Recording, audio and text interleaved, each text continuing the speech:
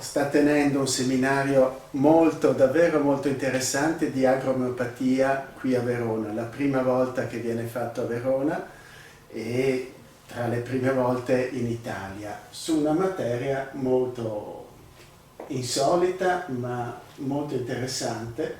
E Ratko è diciamo, lo studioso, ricercatore, un po' il caposcuola in questa disciplina. E allora è un piacere, grazie di essere stato qui. E una cosa mi ha colpito tanto in questo seminario, cioè come parli di sistemi, di un ecosistema, di un olone, tu usi molto questa parola. Ecco, e questo mi incuriosisce davvero tanto. Ecco. E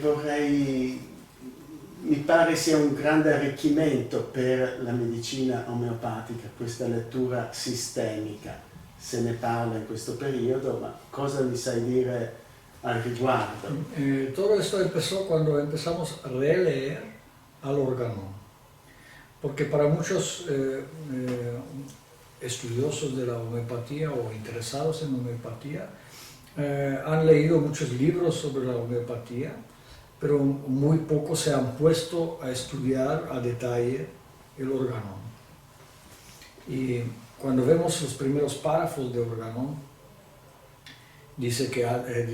define cuál es el arte de curar, y dice que el arte de curar consiste en regresar al paciente de la enfermedad a la salud. Y luego describe cuál es la manera de curar, que debe ser rápida, debe ser sin síntomas secundarios y debe ser permanente. Y entonces si nos vamos a la práctica agrícola, primero pensamos o nos preguntamos, ¿quién es el paciente? ¿Quién es el paciente en la agricultura?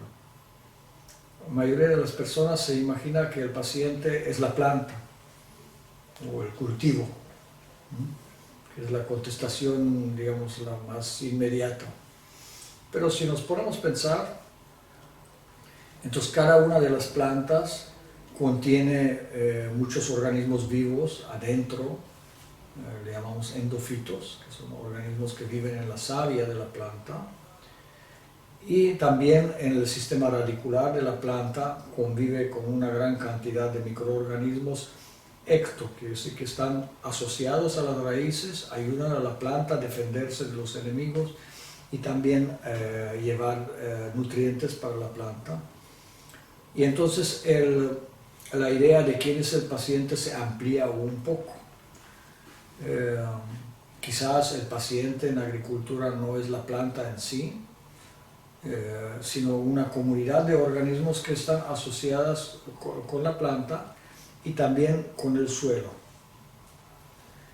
Pero cuando observamos que hay una cadena trófica dentro del suelo, por ejemplo, las bacterias absorben los nutrientes, son parcialmente absorbidos por la raíz de la planta, luego participan hongos, y luego hay otros organismos que comen a las bacterias y a los hongos, por ejemplo los nemátodos de diferentes tipos, y luego hay otros organismos artrópodos que comen a los nemátodos, y luego hay unos pájaros que comen a los artrópodos. Entonces se hace una cadena de organismos que están encadenados entre sí, principalmente por una ley que estableció Hahnemann, que es la ley de similitud.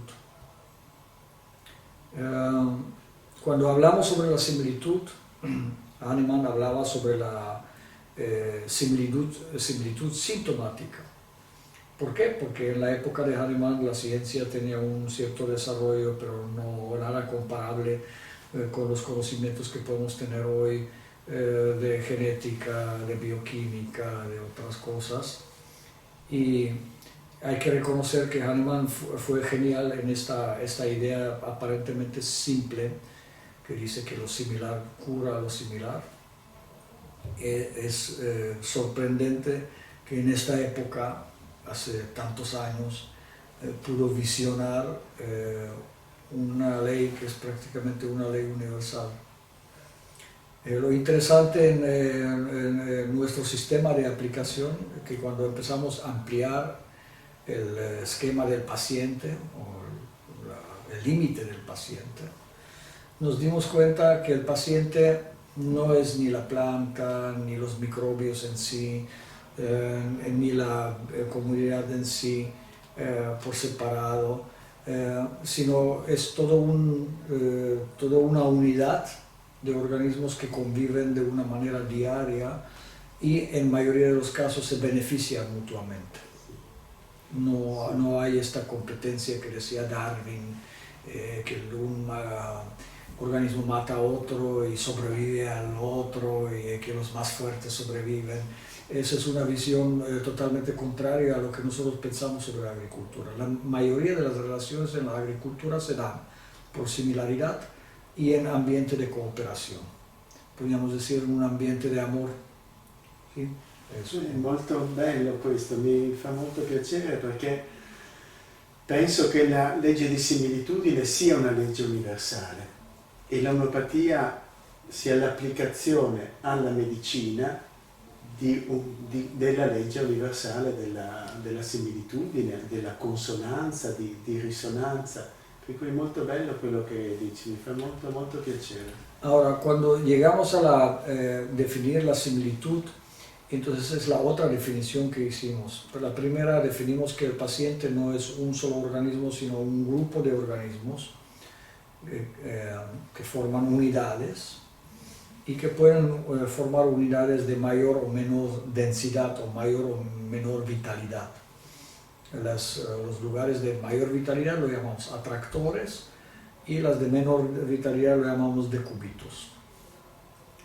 Y luego empezamos a definir la palabra similaridad, porque desde luego en las plantas tenemos una dificultad. No podemos entrevistar una planta, no podemos hacer un interview y preguntarle qué parte del cuerpo te duele o a qué hora empezó tu síntoma. Muchos de los síntomas mentales que son muy importantes en homeopatía humana son prácticamente imposibles de detectar en las plantas. Entonces empezamos a construir una metodología que nos permite no solamente definir el holón, o sea, la unidad, el clúster de los organismos vivos, sino también definir la similaridad. Y la similaridad en las plantas y en los organismos vivos se da principalmente por similaridad bioquímica, que es diferente de la similaridad taxonómica, porque la similaridad taxonómica establecida por Linneo fue definida por morfología. Y Hahnemann, en Organon, escribe sobre el peligro de pensar que la morfología puede determinar un determinado funcionamiento de la medicina. Dice que es una vulgaridad pensar que que un fruto parece testículo, entonces que va a tener una buena influencia en los testículos. Hahnemann lo dice con claridad, ¿verdad? Es la famosa teoría de los signos, de asignaturas de Paracelso, ¿verdad? Entonces, eso ya sabemos que no es por ahí y Hahnemann ya lo señaló. Pero Hahnemann, desde luego, en la época en que vivía, había conocimientos muy limitados, realmente poco desarrollados, de bioquímica.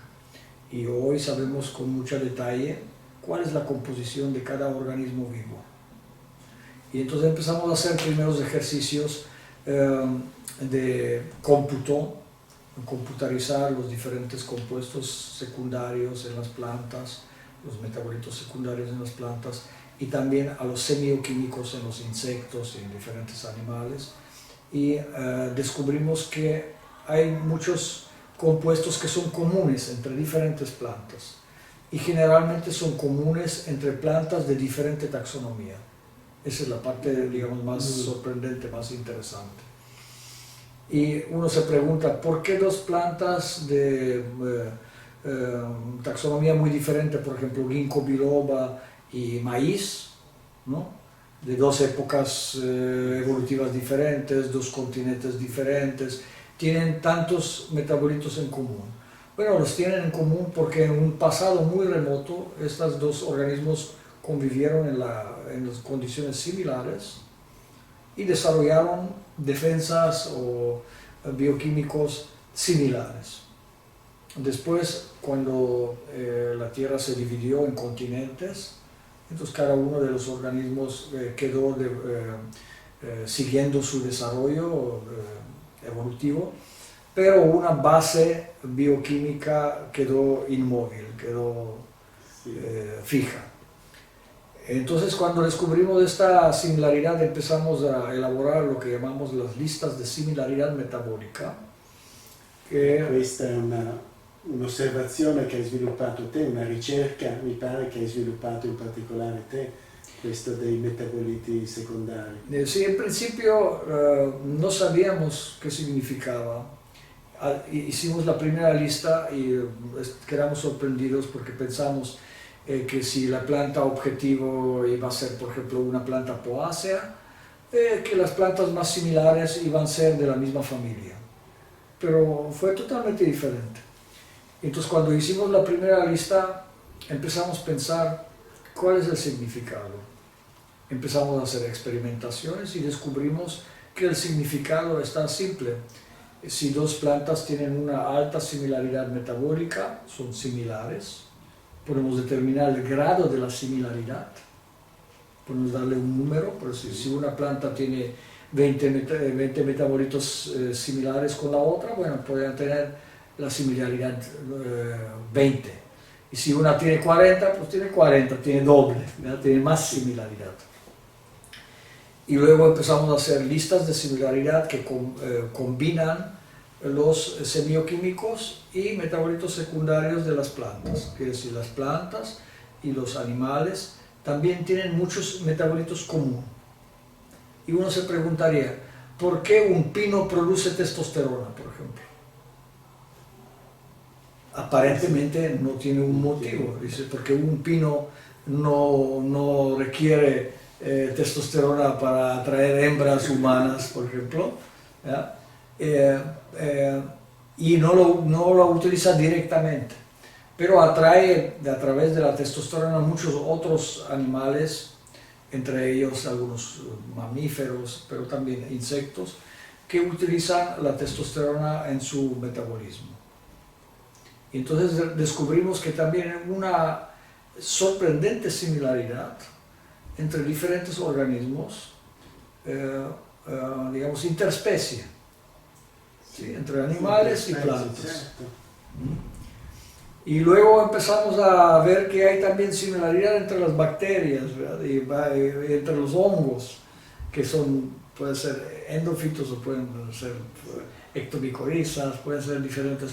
Entonces empezamos a armar este cuadro que en principio nació de una idea de una homeopatía sistémica, y empezamos a elaborar los detalles de cómo funciona el engranaje metabólico en los diferentes organismos y buscar una manera de cómo encuadrarlo en la práctica. ¿Sí? Porque una cosa es el concepto teórico, que suena muy interesante, pero otra cosa es, bueno, decirle a un ingeniero agrícola cómo se come.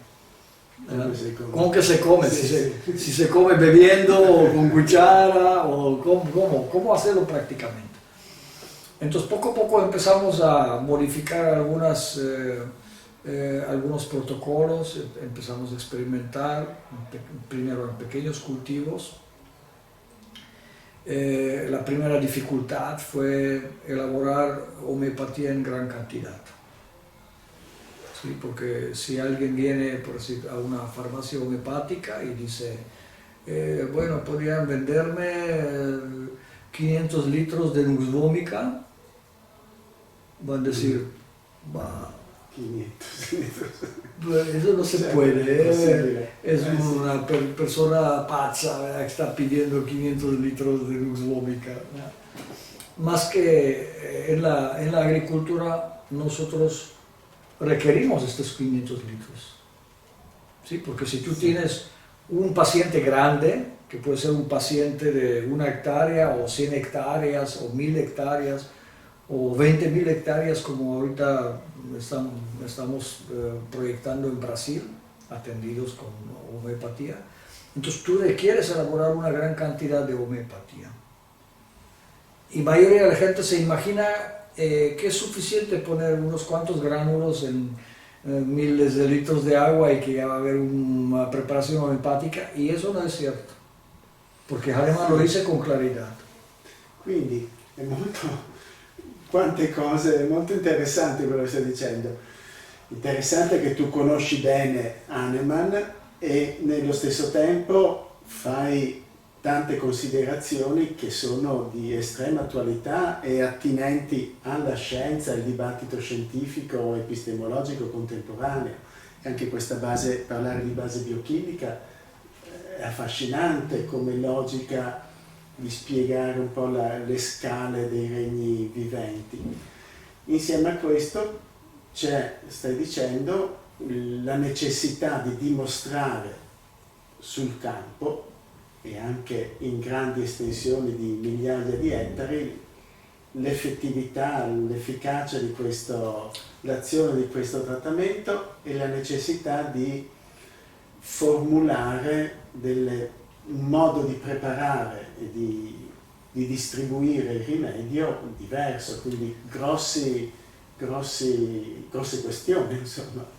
Entonces, cuando empezamos a elaborar la homeopatía en gran cantidad, ¿verdad?, regresamos otra vez al órgano, así párrafo por párrafo, estudiar al órgano. Ahí está todo. Y entonces dice el órgano, pero para que una dinamización pueda considerarse efectiva, debe tener 2 procesos, dilución y sucusiones. ¿Okay? Pero no dice en ningún lado que yo puedo diluir homeopatía preparada en gran cantidad de agua y que voy a tener un preparado homeopático. Pues no voy a tener preparado homeopático ninguno, voy a tener una dilución de homeopatía, que no es un preparado homeopático, es una dilución. Una dilución. Entonces empezamos, primero establecimos la cantidad que debemos de conseguir, por decir, si yo quiero conseguir 1000 litros de nux vomica a las 6 CH, bueno, entonces para 1000 litros voy a necesitar 100 veces menos, que decir 10 litros de nux vomica 5 CH.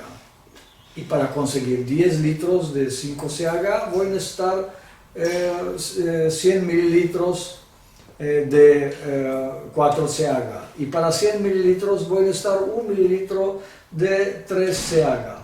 Entonces hicimos el cálculo al revés y entonces empezamos la dinamización paulatinamente hasta llegar a la gran cantidad. Cuando llegamos a una cantidad grande de muchos litros, entonces sustituimos las sucusiones con una especie de movimientos rotatorios que hacemos una equivalencia a las sucusiones, y finalmente cuando se traslada, por ejemplo, la sustancia homeopática en un avión o en una cisterna con tractor, entonces al pasar por el terreno automáticamente tiene las sucusiones exactamente igual cuando Hahnemann pasaba a caballo a atender sus pacientes, ¿no? Y entonces cuando empezamos a trabajar con la manera sistémica en la homeopatía en el campo, también existe desde luego una agrohomeopatía que no es sistémica, que es simplemente una agrohomeopatía de laboratorio, podemos decir. Es importante, pero si yo tengo, por ejemplo, una bacteria en un Petri, ¿verdad?, y aplico una sustancia homeopática, puedo comprobar que científicamente cierta sustancia homeopática elimina el microorganismo.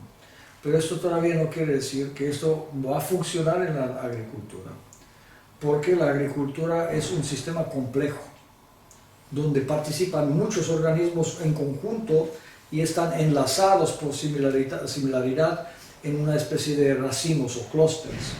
Sí. Y entonces poder eliminar o limitar el crecimiento de una bacteria en laboratorio no significa que eso va a funcionar automáticamente en la naturaleza, porque en la naturaleza todos los patógenos o todos los organismos vivos tienen sus amigos. Y cuando un miembro del clúster es amenazado por alguna manera, y entonces los demás empiezan a ayudarles y reponen de nuevo su vitalidad y lo restablecen de nuevo. La única manera de poder realizar una intervención que tenga efecto, como decía Hahnemann, rápido, sin efectos secundarios y permanente, es considerar el sistema como paciente. Al sistema, al olor, considerarlo como paciente y llegar de esta manera a la lectura de totalidad de los síntomas. Porque eso también está escrito por Hahnemann y está, a veces se pensaba que la búsqueda de Similimund de Hahnemann era una cosa teórica, ¿verdad? Que era un ideal que estableció Hahnemann, sí, y que a veces se cumplía y no siempre sí, debía ser cumplido. Pero si consideramos el sistema como paciente, entonces tenemos la posibilidad de ver la totalidad de los síntomas y podemos englobarlos en un ejercicio, digamos, de repertorización con ayuda de computadora. Podemos englobarlos en un solo remedio único che impacta a tutta la comunità, a tutto il sistema. E questo è effettivamente una cosa risaltata, emersa chiaramente in questo seminario, come riesca a portare ad uno, a somministrare, a sintetizzare con un rimedio tutto questo insieme di fattori che ha accennato e che richiedono ovviamente un tempo molto maggiore per essere analizzati, discussi. Mi fa molto piacere, adesso sarebbe da continuare per ore naturalmente, va bene? E anche quanti saperi confluiscono, bisogna conoscere bene l'omeopatia classica, tradizionale, hahnemanniana, ma cosa dici per una scuola? Qui siamo in una scuola, la scuola di medicina omeopatica di Verona, che ha aggiunto un insegnamento attuale dell'omeopatia, cosa necessita, in poche parole ovviamente. Esto podría ser una aparente dificultad, ¿verdad? Porque la homeopatía incluye diferentes saberes, tiene que integrar diferentes saberes.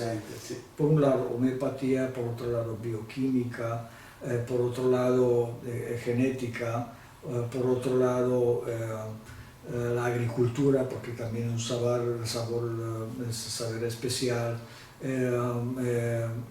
conocimiento de los patógenos, ya sea micro o macro, los insectos, las enfermedades, biología,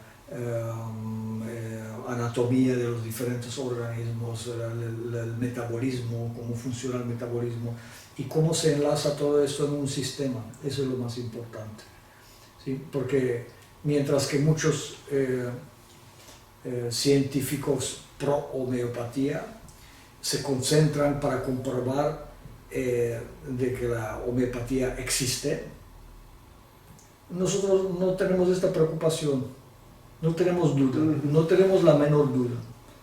Lo que buscamos y lo que nos interesa, cómo hacer una tecnología, cómo desarrollar un protocolo que puede ayudarle a grandes productores o pequeños productores a resolver su problema.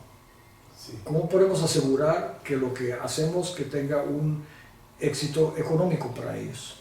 Certo. ¿Sí?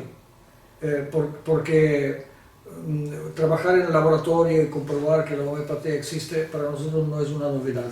Nosotros no tenemos duda que la homeopatía existe, que funciona, que tiene incidencia sobre todos los seres vivos y es más, tenemos comprobaciones de que la naturaleza funciona en base de dosis homeopáticas. Esa es la realidad. Las plantas se comunican entre sí y con los insectos se comunican en microdosis o en dosis homeopáticas, en potencias equivalentes a homeopáticas, puede decir, una hormona en una planta normalmente se comunica entre las plantas en concentraciones cercanas a una ppm, una parte por millón. Una parte por millón equivale a tercera potencia centesimal hahnemanniana. Ahora, sí, hay plantas que utilizan potencias o de concentración mucho más baja. Eso sería una señal muy fuerte, digamos. Una ppm es una señal sumamente intensa, ¿ya? Podemos tener plantas que se comunican por 0.0001 ppm. ¿Y a qué equivaldría? Equivaldría a la potencia 4, 5, 6 CH. Entonces ahora ya entramos en el campo de homeopatía, porque la bioquímica no se maneja en estas cantidades, ¿verdad? Sí saben que se requiere muy poca cantidad, pero no saben cómo manejar la dinámica sí. Y los homeópatas, todos los homeópatas trabajamos con estas pequeñas cantidades diariamente. Es algo común. Sabemos cómo aplicarlo, sabemos cómo observar los pequeños síntomas. Esatto, e non dobbiamo metterci a dimostrare che l'omeopatia funziona, no, perdiamo tempo. Perdemos tiempo en realidad. Che è così e che è una legge di natura. Porque finalmente el que va a decidir sobre la utilidad de la homeopatía es el usuario, hombre.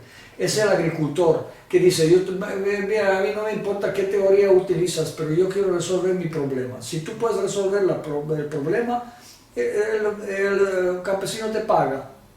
Tan sencillo, no está complicado, no, si no hay resoluciones, pues no te paga, ¿verdad? Y el hecho es que nosotros empezamos hace 25 años con muy pocos clientes, muy pocos.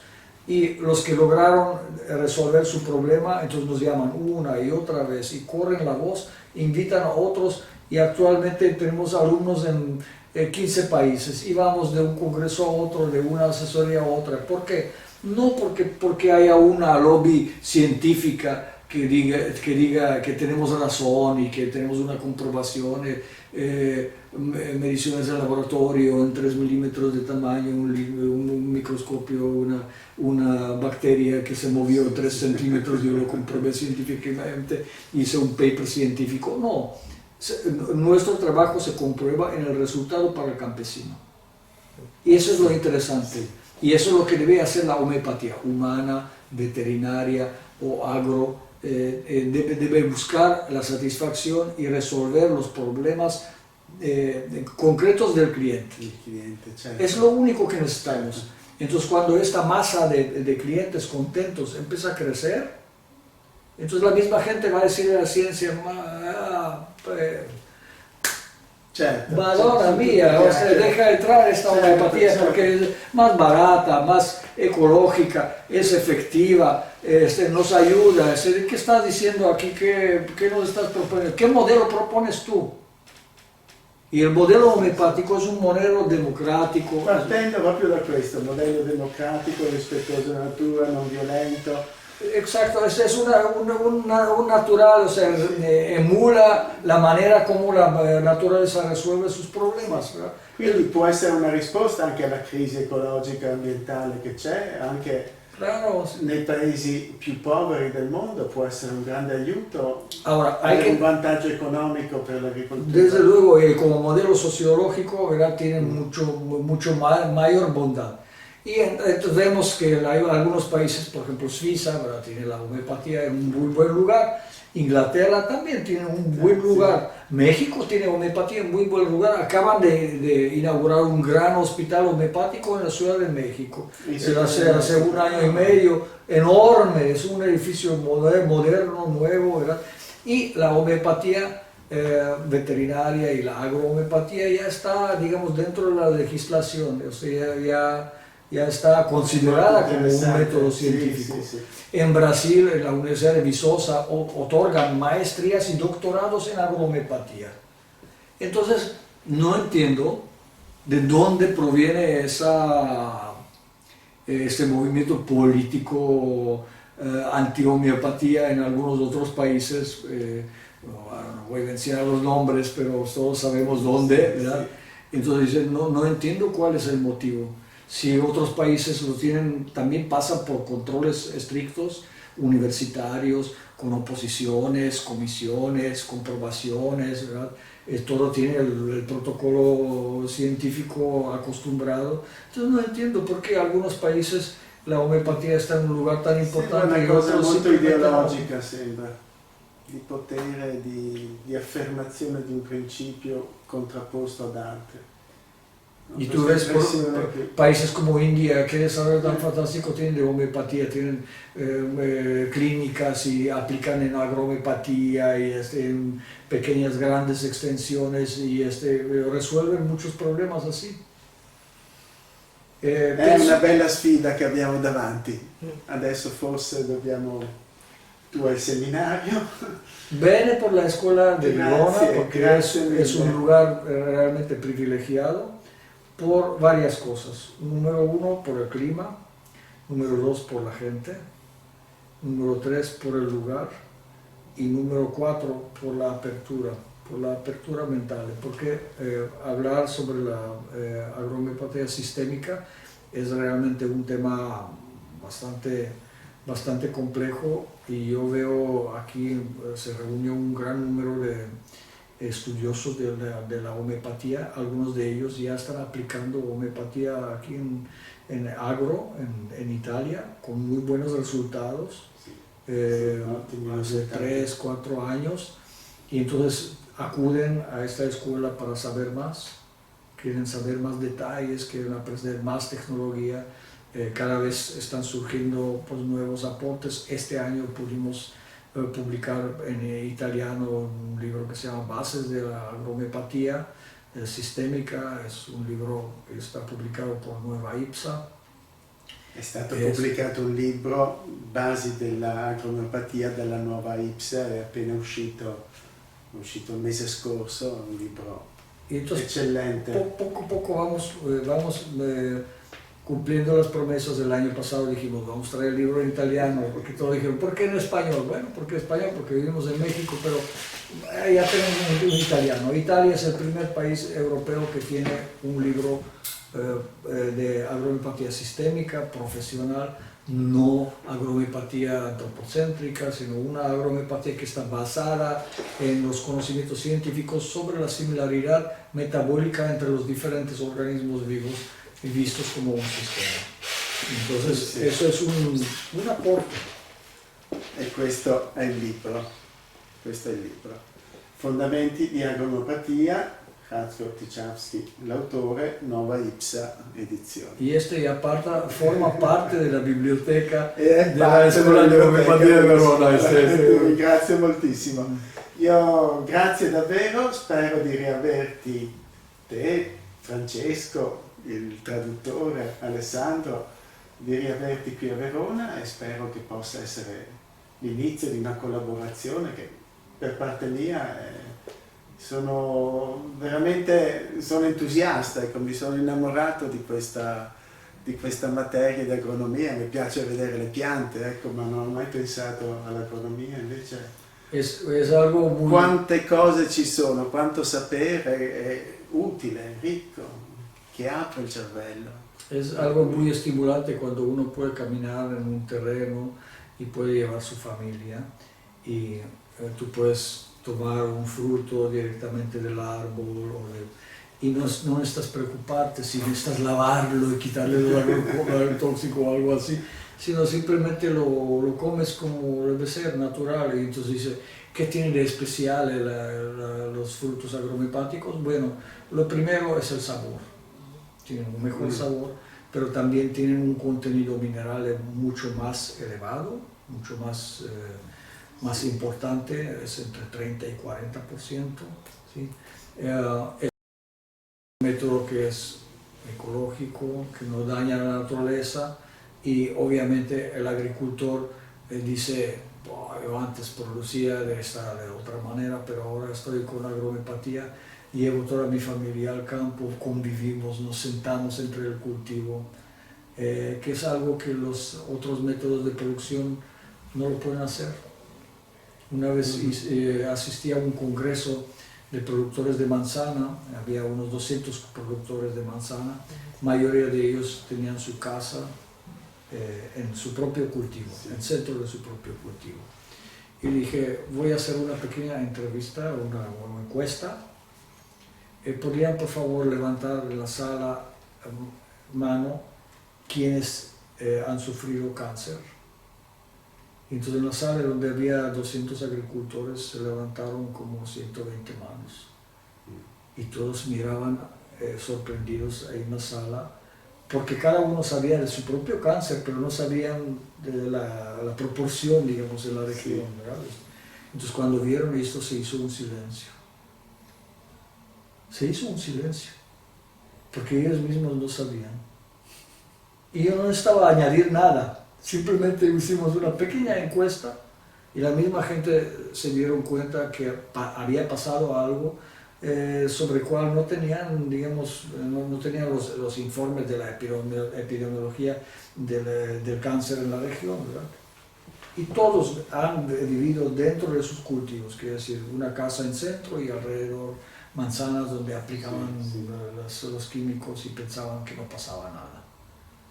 Entonces, eso es un cambio de conciencia, una necesidad ya, es una necesidad. La agrohomeopatía no es una locura o una cosa de lujo, es una cosa de necesidad. La naturaleza necesita agrohomeopatía, la humanidad necesita agrohomeopatía. Si no hacemos este cambio de conciencia, no vamos a sobrevivir como especie. Tan sencillo como esto, no vamos a sobrevivir como especie. La gente dice, salve el planeta. No, hombre, debemos ponernos contentos de salvarlo al ser humano, porque el planeta va a sobrevivir. Certo. Pero no estamos seguros si el hombre, si va así, sobreviva. Entonces es una voz, quizás en un desierto, pero vale la pena levantar la voz y decir, bueno, hay una Con possibilità. queste parole così forti e non di circostanza chiudiamo questa intervista. Ti ringrazio davvero tanto. Grazie, certo. E alla prossima volta. Ciao.